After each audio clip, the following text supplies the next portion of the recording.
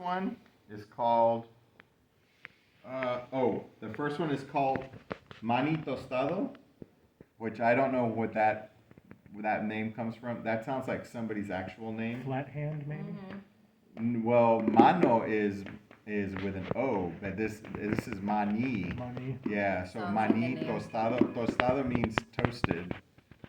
So it's kind of Toasted Mani's Manny. drunk. Toasted Yeah. Manuel. yeah. So that's the Mani small Brownie. one. Or the other way we could think about it, that's the first bell because that's the smallest one.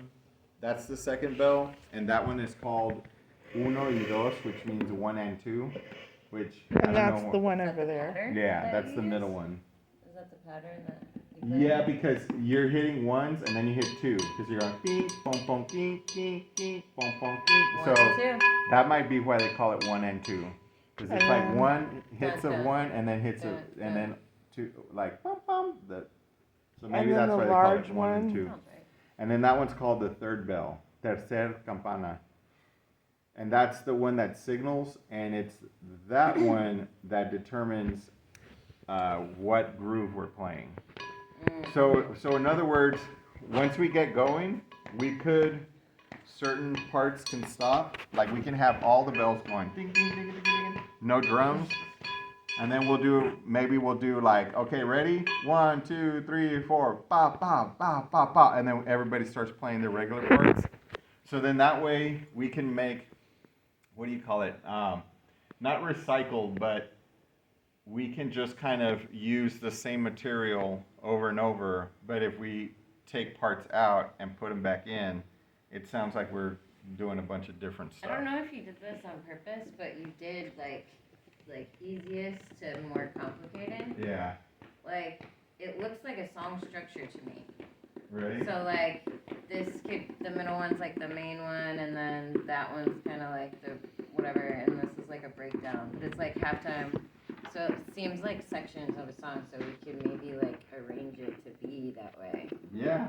The only thing is that I want to keep it loose so that we don't have to remember something.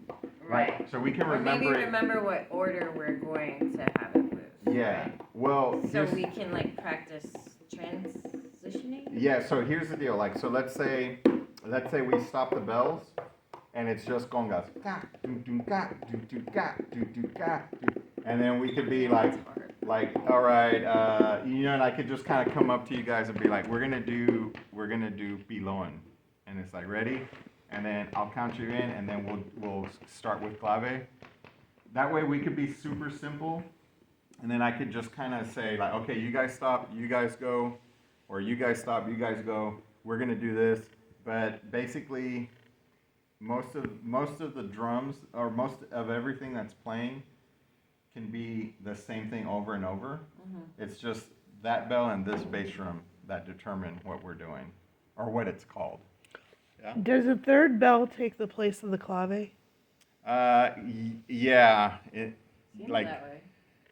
Like pretty much yes, Okay. because that's kind of the leader. That one, and it just so happens it's super loud compared to these two, but that's the one that you're supposed to hear from really far away, and that'll give us the signal. So really, that signal is just between the bell and the bass drum, this bass drum. So we're actually leaving out drums just because we don't have enough people. But there could be up to 2 more conga drums, and they're playing different rhythms. Oh wow. Yeah, and then there could be like up to like 2 more bass drums. But I'm like, Is there videos online with like the full setup? I Yeah. would like to see what it. yeah, I'll pull Sounds some like- up. So there's tons of footage of them playing, and then you'll basically know based on that bell which groove they're playing. Gotcha. Now, I've heard Nice. some really funky grooves that they play, but I don't know what those are called. And those, I would have to sit down and analyze, oh, they're doing this and that, so those are kind of different. But these would be, so the other thing I noticed is these would be kind of like the standard, like you hear this rhythm and you're like, oh, it's the carnival time. And it's like parade. So some of the other rhythms that are more funky, those are more kind of like you're putting on a show. So it's not super carnival related. I mean, it kind of is, but like the ones we're playing, those are like super just carnival. Like if people hear that groove, they're like, oh, it reminds me of Mardi Gras, right? Like so as soon as you hear those rhythms, like it instantly transports you to that. Those are these three. If that makes sense. It does make sense. So yeah, but I'll show you, and then once you hear, you're like, oh yeah, they're just doing that one, and so it's just like three main ones, right? But yeah, sometimes the videos I've seen, they just repeat over and over, and it's just because the thing is, the rhythms are pretty easy, and they're meant for the group to keep going down the street, right? So you don't want to make it too difficult. So it's just like ding ding. You just keep going, keep going. There could be like when you add more bass drums, which I don't really want to do just because we don't have enough people, then some of those bass drums are kind of soloing. So they're playing, like they're basically coming up with stuff. Kind of like what the quinto does in rumba. That's what they're doing on the bass drum. But bass drums are heavy, so I just want to stick to one.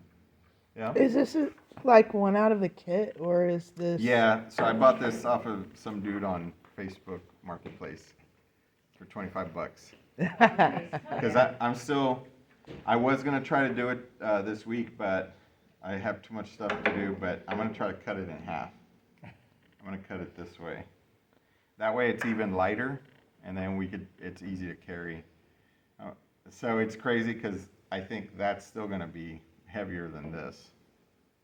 That the weight makes a big difference. IV pole. Yeah. The weight makes a huge difference once we've been doing it for like 15, 20 minutes straight. I mean, you'll feel it in the first 2 or 3 minutes, but it gets pretty tough, So what I've seen with the big one is to carry it like a violin, but you should wear ear protection because it's like right in your ear and it's super loud. But that's what I would do. But it is heavy. I want to say it's like 15 pounds or something. It's as far as as far as an instrument goes, that's a heavy instrument. Yeah, it's like it gets heavy after a few minutes. Well, even just carrying, just a couple pounds around like this for a while. Yeah, I mean, try holding your arm up like this for 10 minutes. Yeah. So it gets pretty heavy. I was trying to think of what my dress dummies are like, but they don't have wheels on the bottom. No. That would be hilarious. What's that? I have dress dummies, but I was trying to think of how they were structured, but they're not on wheels. They're on a stationary stand. thing. Yeah. If they were on wheels, that would be a whole different story. That could be Yeah. hilarious. Oh, But so not Brittany took possible. off. But yeah, when she gets back, we'll start doing this. So we'll just keep playing the same rhythm. So it's the three main ones, just And because I'll- those are difficult.